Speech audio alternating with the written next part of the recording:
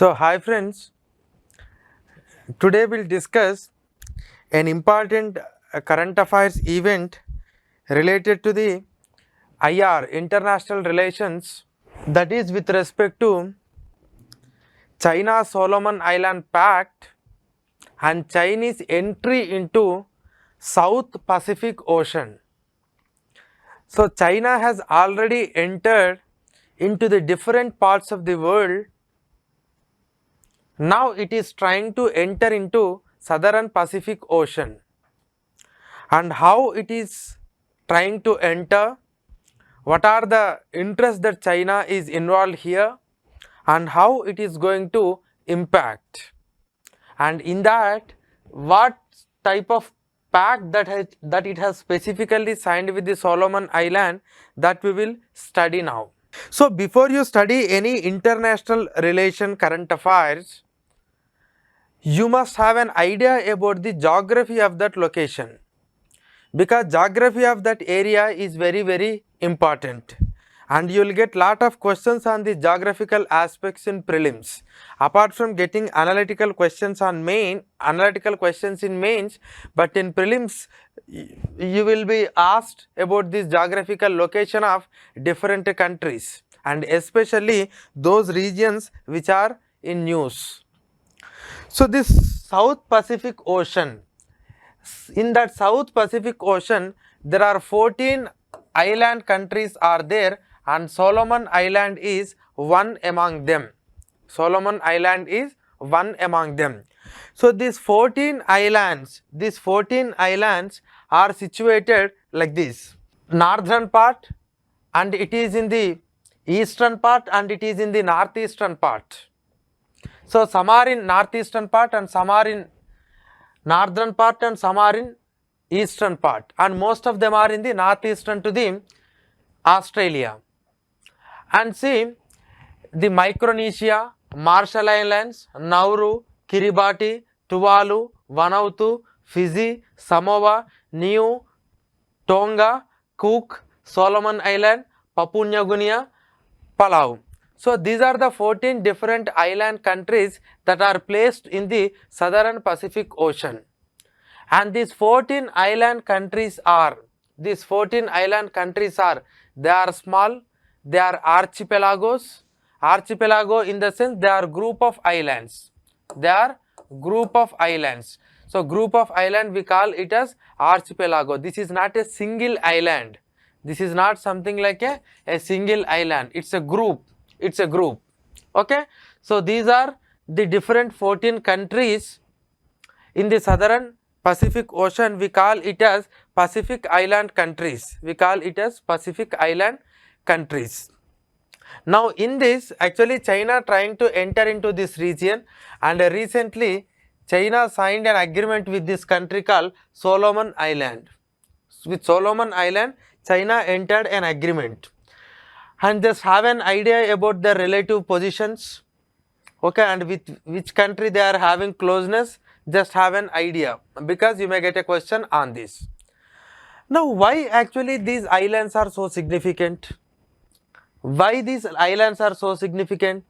First of all, these islands are significant because they are situated at a strategic location, because lot of international shippings from east to west will move in this way. So they are situated at a strategic location, and apart from that, every country have their own respective exclusive economic zone. So every country from its coast up to 200 nautical miles, they are having the exclusive economic zone. So if you combine these 14 countries,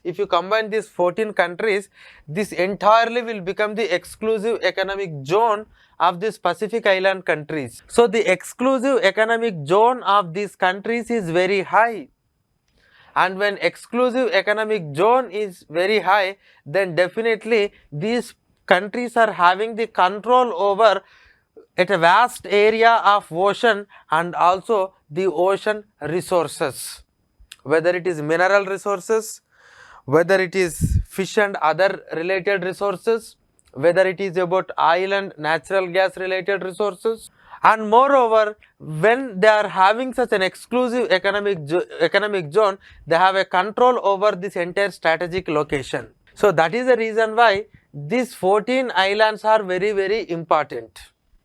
And there is another problem these 14 islands are facing is, one is this climate change, because as the ocean level or the sea level is increasing, there is a chance that some of them may submerge to some extent.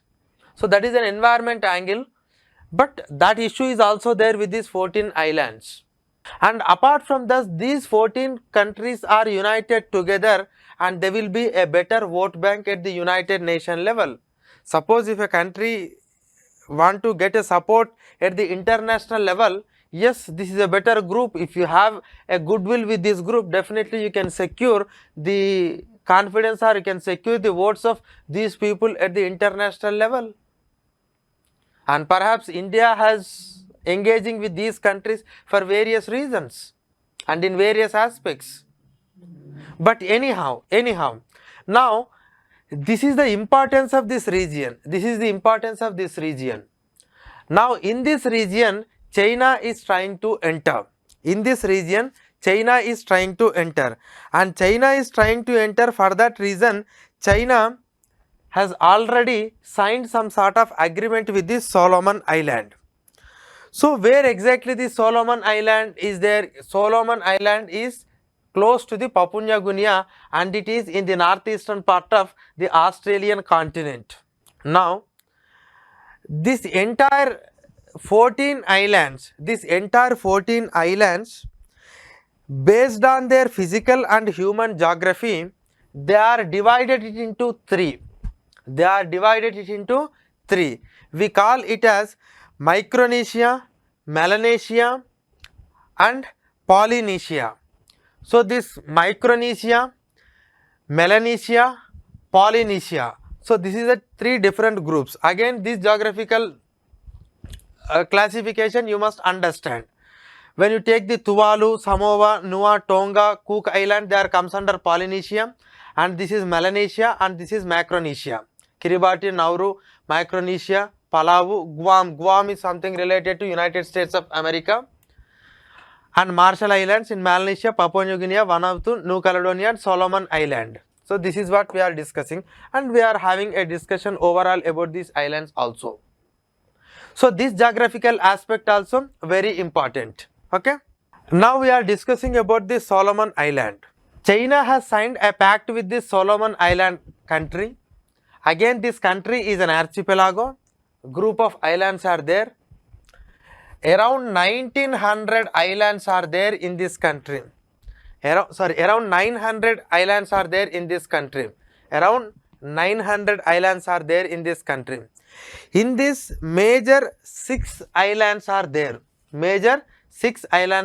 And you can see the 6 islands: San Cristobal Island, Malaita, Santa Isabel Island, Choisul, New Georgia and Guadalcanal. And the capital of the Solomon Island, Honiara, is in this island. And Vanuatu is here and Papua New Guinea is here. So this is the southeastern part of Solomon Island and this is northwestern part of Solomon Island. Okay, just have an idea about this geography. So now what happened to this Solomon Island? See this, it's not only the Solomon Island but all the other Pacific Ocean island countries. These countries, I am not getting into the ancient history of this, but in the modern time they are under the influence of Western countries. And some countries got independence. They are moved out of this colonization recently in the 1970s and 80s.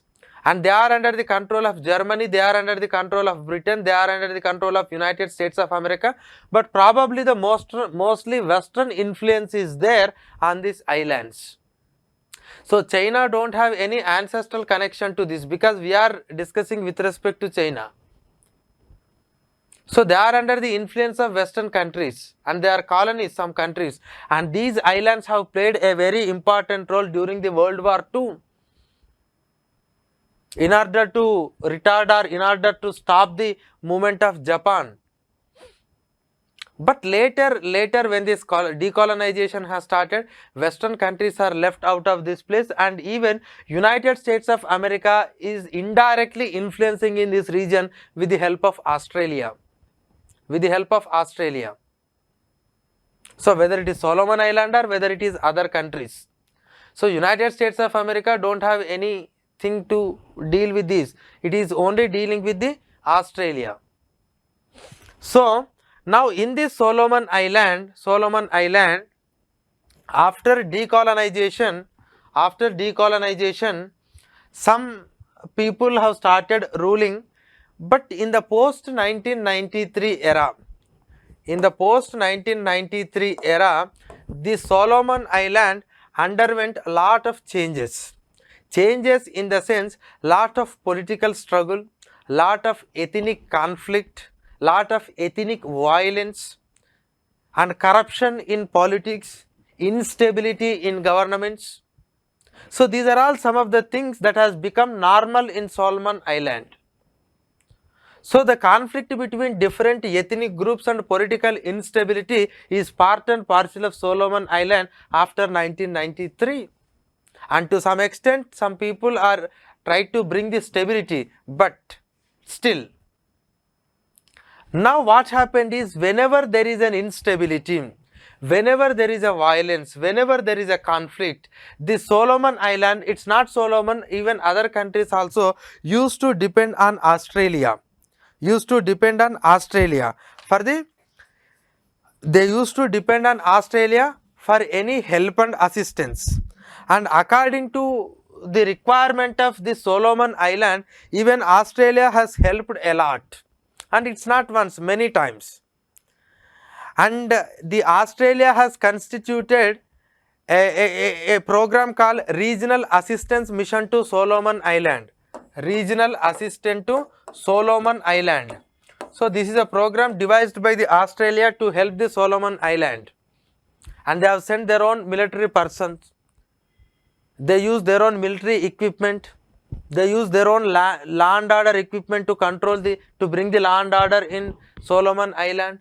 They have financially also helped. Economically, they have given assistance. So such a closeness was there with these countries. That means Australia and the Solomon Island.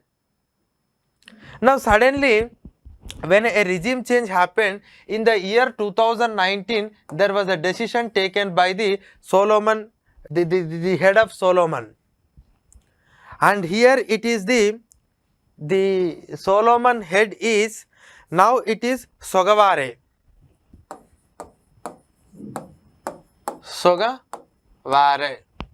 Now Sogavare is the chief of the Solomon Island. He is the head, he is the president of this Solomon Island. Now what he decided is, in the year 2019, he started recognizing China. So what is the meaning of recognizing China? Earlier, did they not recognize China? They have recognized Taiwan. So there are two Chinas are there. One is People Republic China, Republic of China. So this Republic of China means it is not the China, it is the China, it is the Taiwan is a head who represents the entire China. It is PRC which represents the present day China. When this 1949 revolution happened, the then ruler of China, Chiang Kai-shek, he fled to Taiwan because communist revolution came in China. And after that, the world countries are started recognizing this entire China with this Republic of China, that is having their base in Taiwan.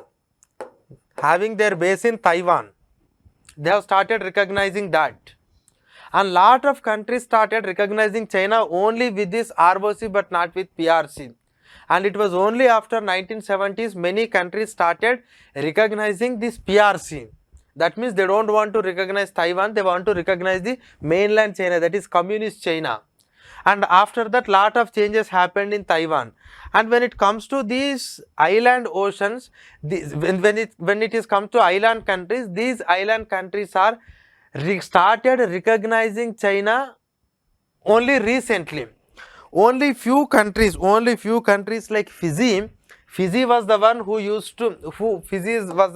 who has given its recognition to China. That means the PRC in 1975. But apart from that, all other countries have started giving this diplomatic recognition to the China at a later date. That means in the some countries in 1980 and some countries in the late 1990s. Some countries in the late 1990s. Even today, around 4 countries, they are not recognized this PRC. Like the Marshall Island, this Marshall Island, and this Marshall Island, and even this Palau, Nauru, and even Tuvalu. So these are some of the 4 countries they have not given diplomatic recognition to the China. So that means if at all they want to maintain any relation with the China, they will only deal with the Taiwan but not with the China. So, but historically there was no necessity for these people to go with the China, and they are living in a far-flung area mid of the South Pacific Ocean. They are nowhere related to what is happening in China. Their relations are with respect to the Western countries, and after that it is with the Australia. So the recognition, when this Sogavare came to power, he changed his recognition from ROC to PRC. That means he started recognizing China. Why he actually changed that position? Is it whatever the change in position, has it happened voluntarily? Has it happened smoothly? Is there any conspiracy to that? There are many things that are in the public domain. Like even one of the MP from the Solomon Island has said publicly, like China has bribed the MPs of this country so that these people will change their allegiance to the PRC. Such things happened. So that was the allegation made by an MP. But anyhow, we don't know the truth exactly, but that was the allegation. Probably why Solomon Island has changed, why they changed their allegiance from the Taiwan to China. Maybe they wanted to get the benefit from both China and as well as the Western countries, so that they will get benefit both economically, militarily, security point of view, or anything. We don't know.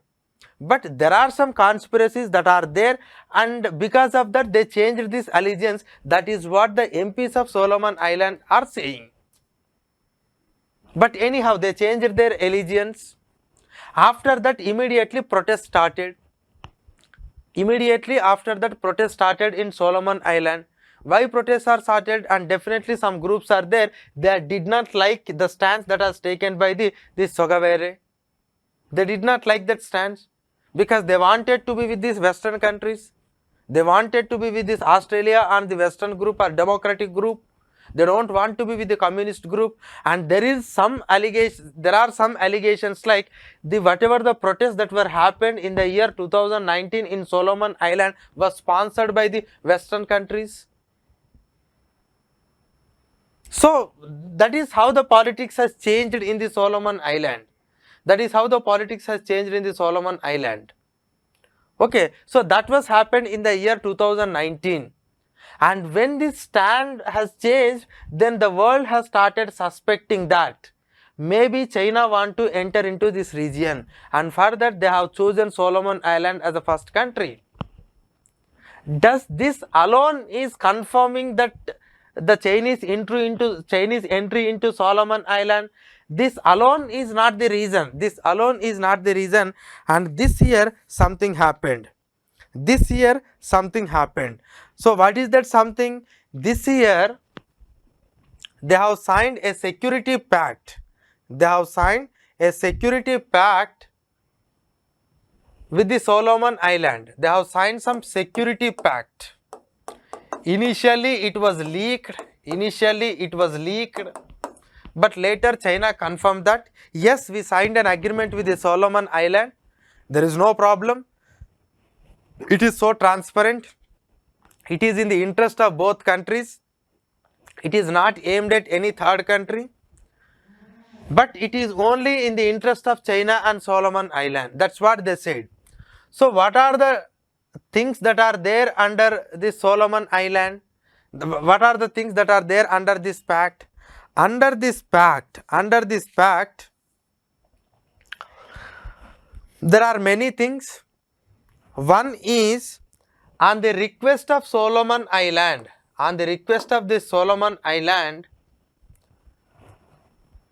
China will send its police,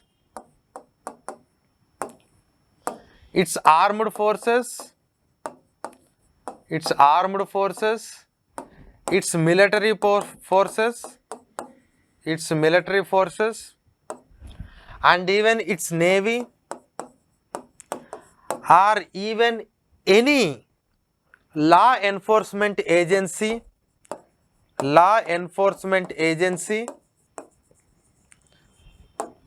to Solomon Island. On the request of Solomon Island, the China will send its police, armed forces, military, navy, any law enforcement agency to the Solomon Island to assist the people of Solomon Island, to assist the country called Solomon Island. And for what purpose? To secure a social order, and also to protect the lives and livelihoods of the people, because that country is having some sort of turbulence. They are experiencing the turbulence.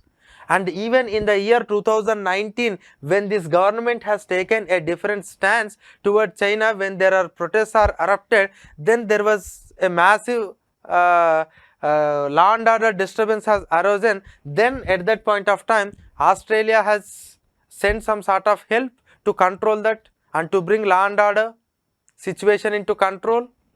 So that means this country is facing that problem, and now China is going to assist. That is the first point. Second, China is going to provide, or China is going to carry out any disaster response operations. Because it is in the mid of the Pacific Ocean, you may affect with any cyclone or any tsunami related thing, or any other climate related disasters. So China wanted to help these people, so to carry out the disaster response and also to provide the humanitarian assistance during these disasters. So humanitarian assistance. So this is another aspect of that agreement. There is another point in the agreement or the security pact, only it was leaked information. We don't know full draft what exactly it is there in that. The another one is the logistic related agreement. So logistics related agreement in the sense, the Chinese naval ships, they will visit Solomon Island, they will have a halt and stopovers at the Solomon Island. So they will have an access to the ports of the Solomon Island. So this is also one of the, in India also signed lot of logistic agreement with other countries. But likewise, China has signed the logistics agreement. Once you sign the logistic agreements with the Solomon Island, means now China can take its military related maybe the equipment or maybe military related infrastructure like naval ships or warship carriers or anything they can take, and they can have a stopover there and they can use the ports of that country. That means for China, Solomon will become a halting station, and that with that halting station they can try to regulate the entire region. So you can do that, okay, because Solomon Island is not so powerful country as China. So definitely they can influence the Solomon Island. That's what many international analysts are expecting, or they are assuming. And apart from this, China can logistics, disaster related assistance and humanitarian assistance, and even when Solomon Island need, they can send all these things. Now, in order to protect the safety of Chinese personnel, that means China and Solomon Island relations are increasing. Some Chinese people will enter there, and China is going to invest. So some projects, that means the projects that are undergoing in Solomon, in order to protect these people, that means these people and these projects, China can have its own presence in this island. Like how China is having its own presence in Pakistan to take care about the CPEC corridor. So likewise, China can enter into this. So this is a leaked information from that draft, but China has agreed that they have signed the agreement, but we don't know the full information. But if you observe at least these aspects, you can come to a conclusion that China wanted to have its own presence in the Solomon Island. Yes, China have already present in the presented in many countries, and like these type of halting stations China is having in Cambodia, China is having in Sri Lanka, China is having in Pakistan, China is having in Djibouti, China is having in Equatorial Guinea, and China even having in Tajikistan. Tajikistan is not a coastal, but still in a land border they wanted. So that means China is having its own presence in different locations in the entire southern waters. Likewise, it wanted to have its own presence in this.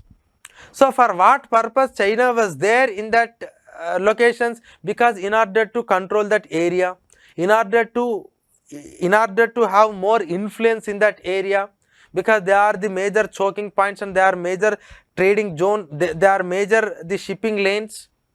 So likewise, China wanted to have its own presence here. But if China wanted to have their own presence, the question mark is, like, China's rise is not a peaceful rise, but Chinese rise is always imperialistic rise.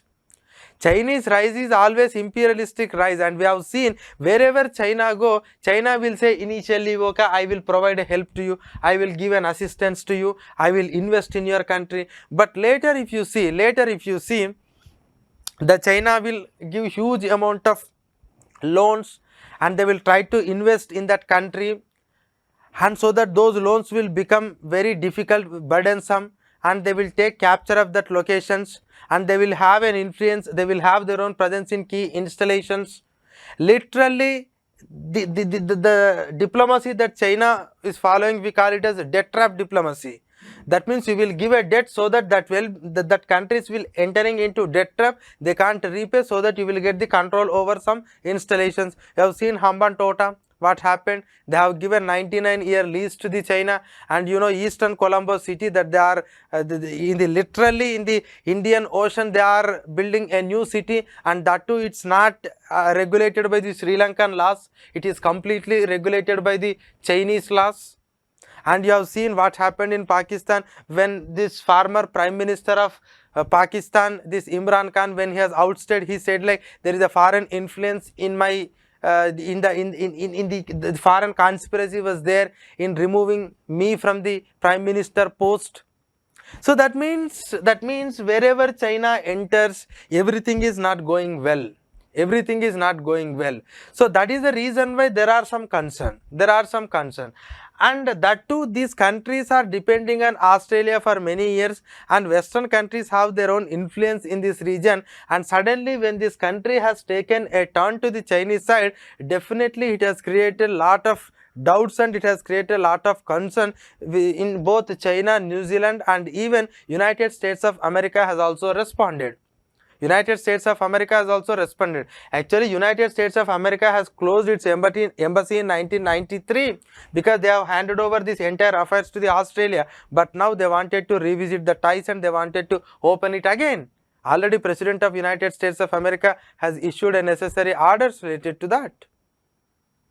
So that is why the Chinese presence is somewhat dangerous. So that's how some people are thinking and some people are analysts are saying.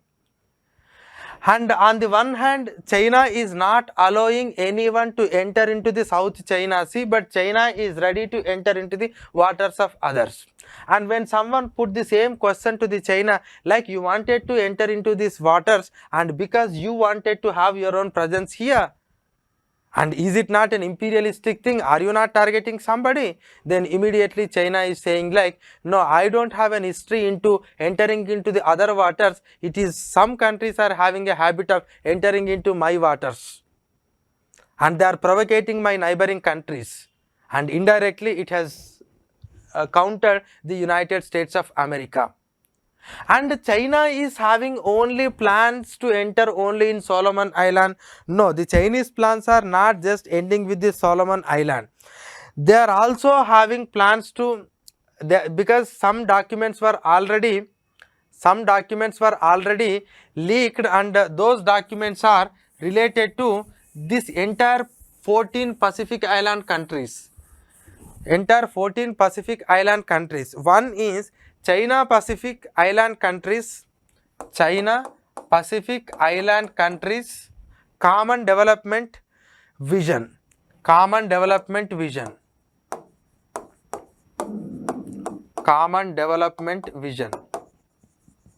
This is the one document. The second document is China Pacific Island 5-year action plan. China Pacific Island action plan on common development.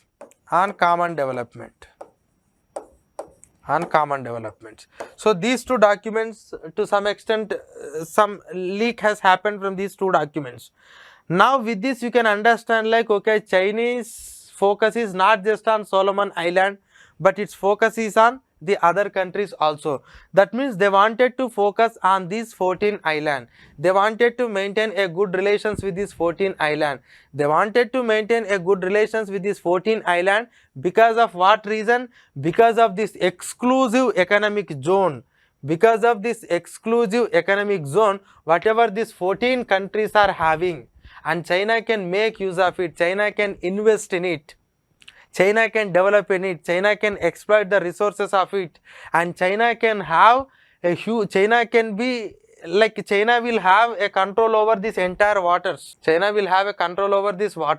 Because the century, in the 21st century, lot of economic activities and lot of political and strategic things are shifting from west to east. That is why earlier China has focused on only southern China Sea and Indian Ocean, but now they are even coming into the southern Pacific.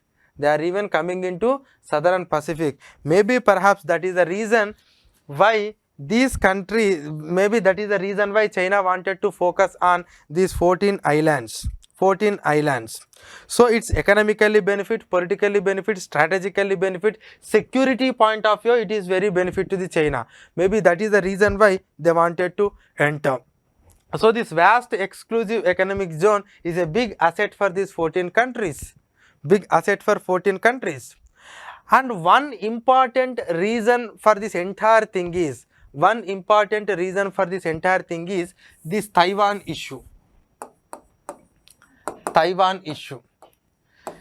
China strongly believed that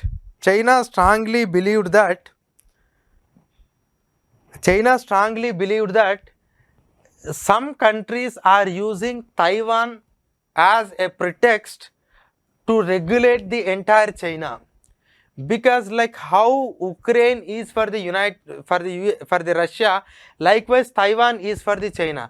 China wanted that Taiwan should be part of China, but Taiwan is ascertaining its own autonomy. United States of America is actively supporting Taiwan. So that is the reason why what China wanted to do is, China wanted to get the support of these 14 islands, and if the China get the support of 14 islands, then they will shift their recognition from Taiwan to China. That will doubly benefit China, because someone cannot enter into Chinese neighbor, and China has already entered into the sphere of influence of the Western countries. sphere of influence of Western countries, and for that reason China ready to do anything. China ready to do anything. That is the reason why China has already a vision document, a development program, and it has already entered into the Solomon Island. And lot of people are arguing like the next step is China is going to start its own military base in Solomon Island. But anyhow, Solomon Island has rejected that. We don't know whether they are going to start it or not, but China is focusing on this entire region. And Taiwan is also one of the important issue. And if you ask Taiwan, if you ask China why you are going like this, are you not imperialistic, then China saying who started Quad? Who started AUKUS? Who started AUKUS? Who started Quad?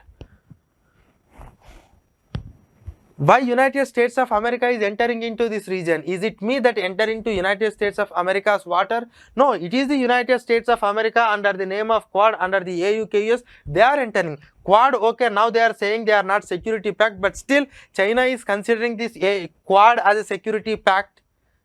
China is considering it as a security pact, and when you looking into the AUKUS, it is completely a naked example. Like United States of America and UK wanted to provide this nuclear submarines to the Australia. Am I really bringing my arsenal into the American waters? No, I am not going.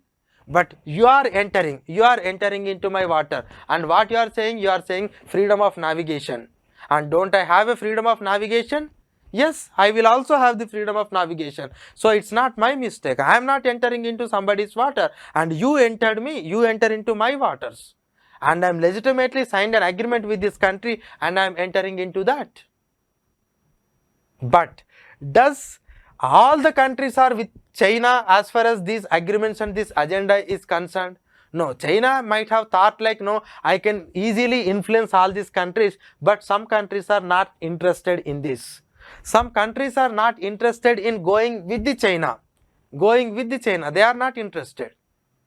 They are only interested in unite themselves together. So, and they are some countries are considering like China wanted to divide their own unity, and if you go with the China, it will impact definitely the sovereignty and unity. And unnecessarily we will be dragged into the conflict of major powers. We will definitely drag into that. So we don't want to enter into that conflict. We don't want to be a center of the geopolitical conflict. So that some groups are saying like, no, they don't want to. But Chinese foreign minister already met with some 10 countries, and maybe if these countries understand the entire the conspiracy or whatever the plan of China, then definitely China may enter in another way, because China has a lot of money. China has a lot of investment capabilities, because in the eastern region of the entire world, it is the China who dominating.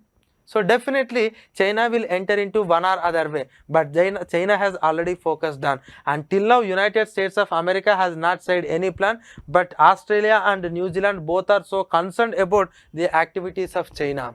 They are so concerned about the activities of China. And even in the Solomon Island and in some countries, some minority groups, they are not in favor of going with the China. They wanted to go with the Western countries. But maybe if these countries, they are underdeveloping countries, and they can definitely utilize the benefit of China and America, and they can get a benefit. But does really these countries are going to play such a level of politics? It is very difficult. You cannot say, because they are very small countries. And the reason why China again entering into this, in these countries, it is the United States of America, it is the UK, it is the France, those who are already having some sort of military presence here. They are having some sort of military presence here. It may not be exactly the military bases, but they are having some sort of their own military related presence here. Some sort of nuclear aspects of arsenal or something they have here. So that is also China is concerning. And if you take the case of Guam, it is under the control of United States of America. They are having a military base. So that is why China has focused on this entire region. China is focusing on this entire region, and so that they wanted to control the sphere of, they wanted to have their own influence in this sphere. That is what exactly China is planning. Now, if this happened, does it really going to impact? Does it really going to impact India? Does it really going to impact India? Maybe we don't have a direct impact on India. Maybe we don't have any direct impact on India, because India no way concerned with this region. Even if China is having influence in this region, it may not directly impact the India. But India is a member of Quad group, and India is always promoting the freedom of navigation in the international waters. And if China is allowed to expand its influence like this, it will be like a green signal for the China to enter anywhere and to stop anybody to enter into that place. Because literally now China is controlling the South China Sea. It is not allowing anyone to enter into that. And apart from exclusive economic zone of India, China is entering into the entire Sri Lankan waters, and China is entering into the Pakistan. So that means if this type of expansion, if we allow, definitely it will have its own influence on India, because India is neighbor to China. Because that attitude, that expansionist attitude, today it may be in Southern Pacific Ocean, tomorrow it may be in the Eastern Pacific Ocean, next day it may be on somebody, but definitely one or the other day it will also entering into India. Because we have already have an experience of how China started expanding its own presence both in Indian Ocean, and last year we have seen like how it has trying to expand even with the land border. So that indirect influence is there. Certainly India should also concerned about this, and it should raise it in an appropriate fora, and it must have some alliances with some countries in order to contain this. But otherwise, if it becomes a regular thing for China, then certainly it will have its own impact on India also. So then how it is going to affect the performance of Quad, and how it is going to affect the performance of the AUKUS? AUKUS, it's not directly related to India, because Australia, UK and US, these are the groups, and they are providing nuclear submarines. So definitely it will come to direct in confrontation with the AUKUS and China. It will be a direct confrontation with the AUKUS and China. But when it comes to the Quad actually till now we haven't said it clearly what exactly we'll do on the security front. We are always giving this statement, but exactly what type of military alliances we are going to have, till now we don't have. Because we are always saying like, oh, we are here to protect the freedom of navigation. That's what we are saying. And even in the recent Quad summit, we say like we will identify this, whatever the unauthorized shipping things, unauthorized ships and illegal ships. To that extent only we have spoken. But we don't have exact military alliance, and until and unless we understand the exact military architecture of this Quad, we cannot exactly say how it is going to impact this Quad. But certainly Quad is also having some sort of confrontation with the China, because if China enter into this today on the name of disaster relief or humanitarian assistance or any improving law and order, but tomorrow it can become a military alliance and it can become an economic alliance also. So again, because recently Quad has also proposed an economic group in this region. So this is going to have a direct confrontation with the AUKUS, and it is also going to have a Quad to some extent in economic and other front. But until and unless we came to know the clear security architecture of the Quad, we can't say it clearly, but it will have its own impact on Quad and AUKUS, and ultimately it may lead to a direct confrontation with the United States of America, because United States of America wanted to contain the influence of China, though it is not saying it openly, but but all its activities on the name of Quad or on the name of AUKUS or on the name of moving to the close to the South Korea and even entering into the Taiwan waters, these are all in that steps. On the other hand, China has also started its own expansion, and it has even reached to the Mediterranean. It has reached to the Mediterranean to that it has reached to the Mediterranean region with this Equatorial Guinea. So this is something, it leads to some sort of geopolitical conflict, but small nations, they are not developed to that extent. Population is limited, but having more resource rich region, definitely, until and unless they protect themselves with the help of international community, they will definitely become the pawn in the hands of these two major powers. It will certainly happen.